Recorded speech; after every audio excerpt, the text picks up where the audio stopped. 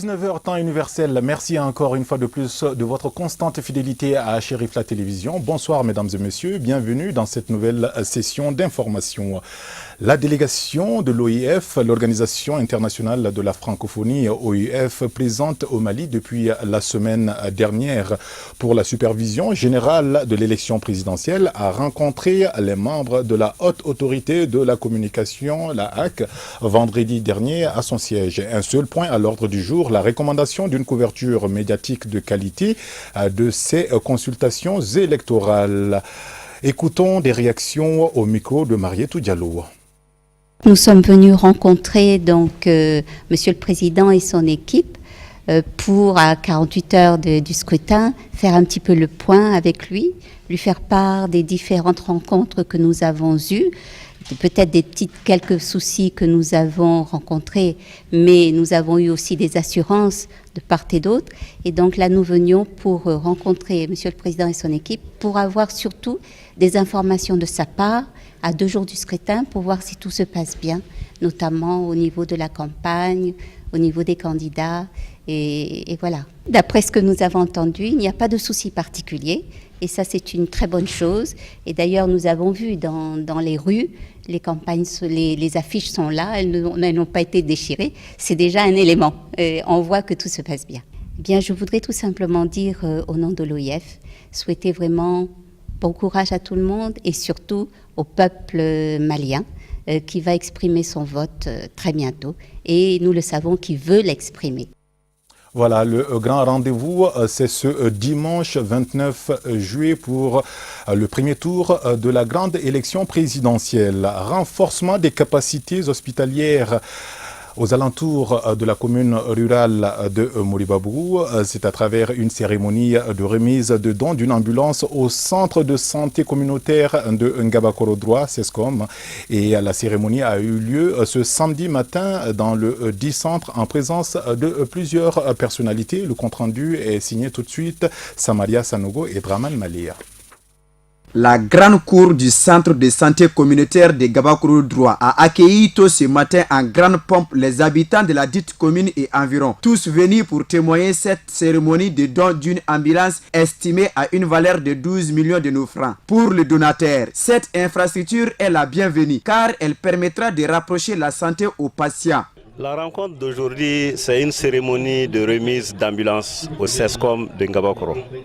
Donc cette cérémonie est une cérémonie grandiose parce qu'on a quand même fait des démarches, on a fait des cris de cœur auprès de nos partenaires étrangers, surtout les partenaires de l'Europe, pour demander une ambulance qui va servir non seulement notre commune, la commune de Ngabakoro, mais les autres communes voisines, notamment celle de Tienfala et de Moribabougou. Nous avons constaté de Koulikoro jusqu'à Bamako, il n'y a pas d'ambulance et il n'y a pas de grands hôpitaux.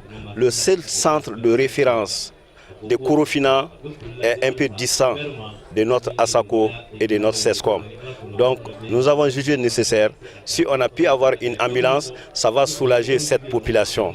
Cette population qui a des soucis réels pour évacuer les malades, surtout les femmes enceintes.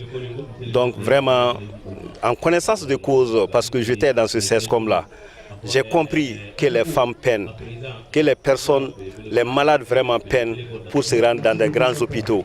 Donc, raison pour laquelle on a été motivé, on a demandé à nos partenaires pour qu'ils puissent nous aider vraiment à avoir une ambulance pour servir cette population et les communes voisines, notamment Tienfala et Moribabougou. Côté bénéficiaire, c'est une journée inoubliable car pour la structure sanitaire ainsi que les habitants, c'est un rêve qui vient d'être réalisé avant de demander à la population d'en faire un bon usage. C'est avec un grand plaisir que je me retrouve avec vous, que je me retrouve devant votre caméra. Vraiment, les mots me manquent même pour remercier le maire et toute son équipe. Donc l'ambulance là, ça va nous faciliter beaucoup de tâches. Parce qu'avec les référents, on avait beaucoup de difficultés dans les références évacuation d'ici à Korofina.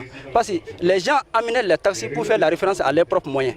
Alors que si on a une ambulance, ça va nous faciliter, ça va nous permettre aussi de faire une meilleure prise en charge des malades.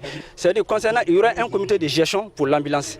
Il y aura un comité de gestion avec un gestionnaire qui va gérer. Il y a des modalités d'accompagnement. Et il faut assurer, il faut remplir ces conditions pour pouvoir être référé. Voilà, ça veut dire qu'il y aura des frais d'évacuation. Signalons que la cérémonie a été agrémentée par une remise d'attestation de reconnaissance à certaines personnes, fruit de leur dévouement pour la cause de la commune, avant de s'achever par une séance de bénédiction dirigée par l'imam de Gabakoro. Voilà donc une bonne action citoyenne. Nous parlons à présent du Hajj 2018. La première délégation de la Masser Voyage en collaboration avec la compagnie égyptienne Égyptaire a quitté Bamako jeudi dernier pour la terre sainte de l'Arabie Saoudite en vue de l'accomplissement du pèlerinage. Les 268 voyageurs ont pris donc leur vol en présence de l'administration de la Masser et de l'ambassadeur d'Égypte au Mali depuis l'aéroport international Modibo Keïta à Sénou. Voyons plus de détails avec Samaria Sanogo et Draman Malia. C'est aux environs de 17h que la première délégation composée de 268 pèlerins, hommes et femmes de l'Amazer Voyage ont regagné l'aéroport international Modibo Keïta où les attendait la compagnie aérienne Égyptaire en direction de la Terre Sainte pour l'accomplissement du pèlerinage, 5e pilier de l'islam. Pour les organisateurs, c'est un grand jour car le premier défi est relevé. Égyptaire est rentré dans le marché de transport aérien des pèlerins au Mali depuis 2015. On a commencé tout doucement au début avec 3 vols en 2015. Ça a été un succès. L'année suivante, on a pu organiser 13 vols avec un contrat à l'appui de l'État malien. On a transporté les pèlerins de la filière gouvernementale. Ça a été également un succès. Et suite à ces opérations, on a obtenu également le transport de la filière gouvernementale l'année suivante, qui était l'année 2017. On a pu organiser 19 vols. Et cette année, Inch'Allah, on compte organiser une vingtaine de vols. Bon, on a acquis beaucoup d'expérience et les Égyptiens, ils sont pratiquement le numéro 1, comme je viens de dire, dans le transport des vols charter. Je dis bien les vols charter Hajj au Mali depuis 3-4 ans.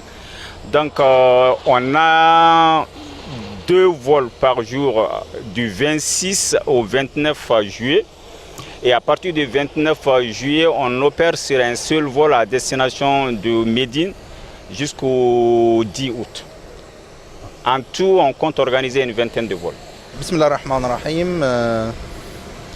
Nous sommes très heureux en cette occasion du départ du premier groupe de pèlerins sur le vol de la compagnie aérienne nationale d'Égypte en collaboration avec son délégué au Mali, la compagnie Amazer Voyage. Ça vraiment nous fait très heureux de témoigner le pèlerin de notre frère cher pays ami, Mali, le Mali. Côté voyageurs, c'est un jour inoubliable et un moment plein d'émotions car ils disent être sur le chemin pour répondre à l'appel d'Allah. Tout ce qu'on souhaite, c'est d'aller en paix et retourner en paix et puis accomplir les Hajj normalement. C'est ce qu'on souhaite. Je remercie le bon Dieu pour mon voyage sur la Mecque. Et on souhaite de la paix au Mali et nous nous souhaitons un bon retour aussi au Mali. Signalons qu'au cours de cette campagne du pèlerinage, l'agence Amazer Voyage, en parfaite collaboration avec Égyptaire, compte dépasser les frontières habituelles avec une vingtaine de vols cette année.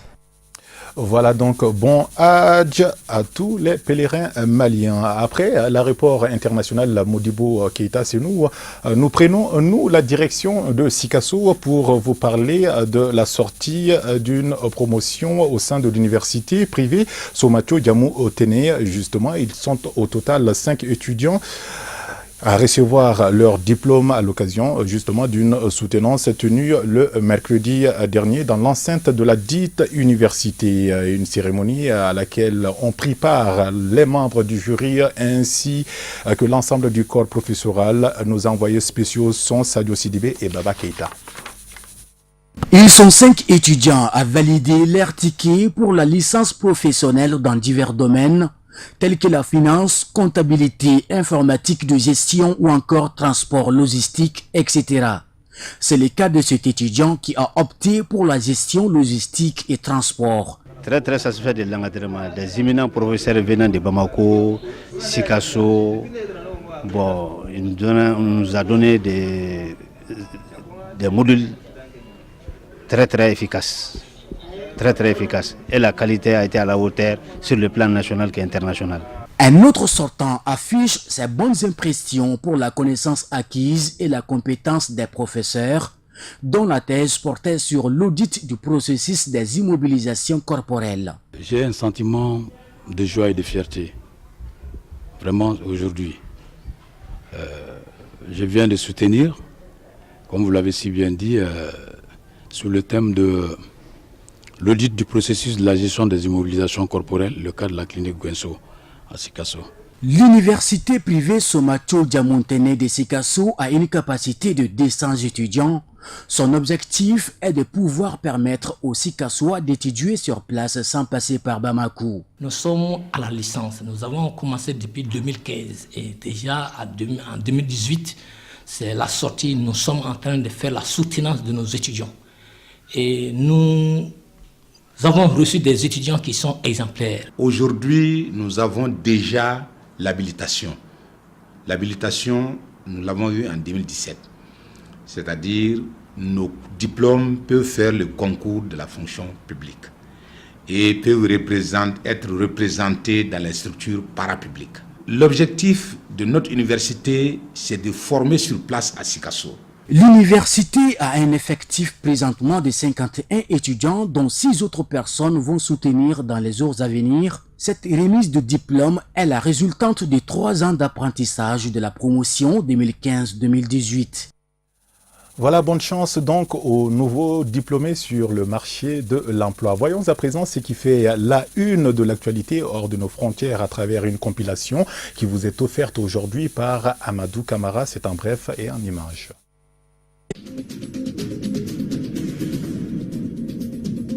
L'Afrique était à l'honneur lors du dernier jour du sommet des BRICS à Johannesburg, samedi 28 juillet. Le président sud-africain Cyril Ramaphosa a invité de nombreux chefs d'État du continent à participer au forum BRICS Africa qui a pour ambition d'intégrer les organisations régionales africaines aux nations des BRICS. Ce sont plus d'une quinzaine de chefs d'État africains qui ont fait les déplacements, principalement pour des rencontres bilatérales avec les puissances émergente. En tant que seul chef d'État africain membre des BRICS qui regroupe le Brésil, la Russie, l'Inde, la Chine et l'Afrique du Sud, Cyril Ramaphosa s'est fait un devoir d'inviter le continent à la table des 5 puissances émergentes.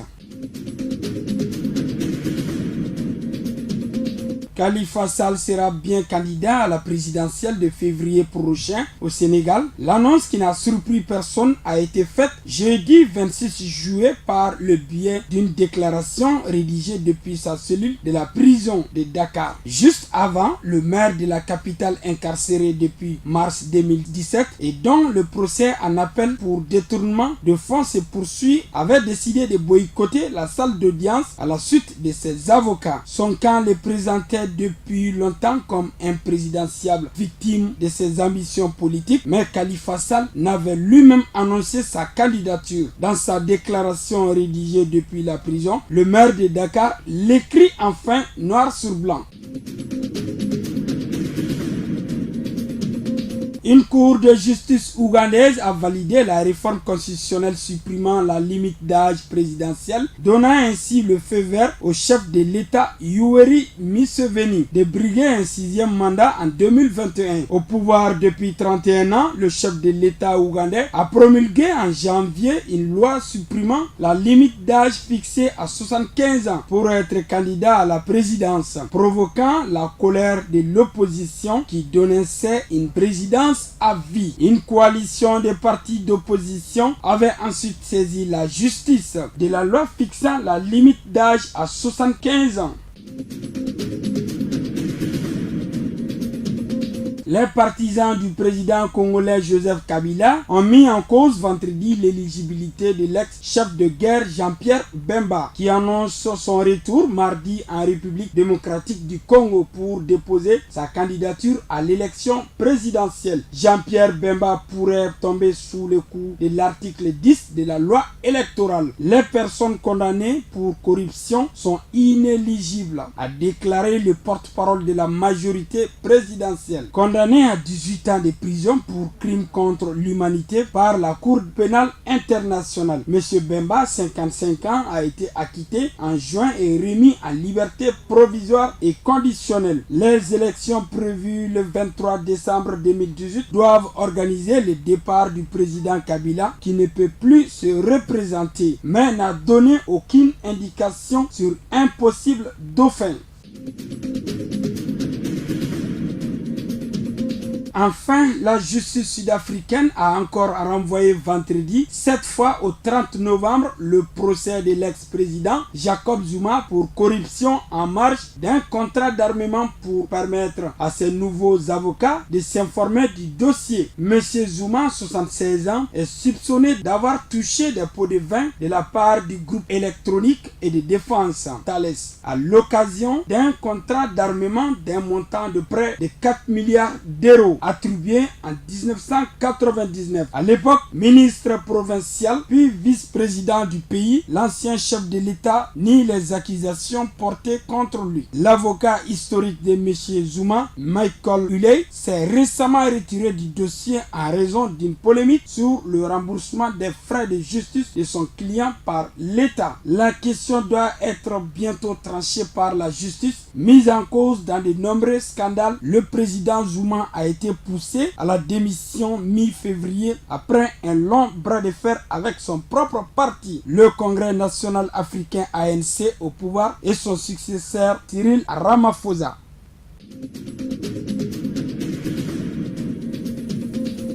Voilà donc cette session d'information touche quasiment à sa fin. Juste le temps pour moi de vous inviter à suivre les éditions spéciales de Chérifla Télévision, votre télévision de proximité. Oui, Chérifla sera au cœur de la grande journée électorale prévue ce dimanche 29 juillet.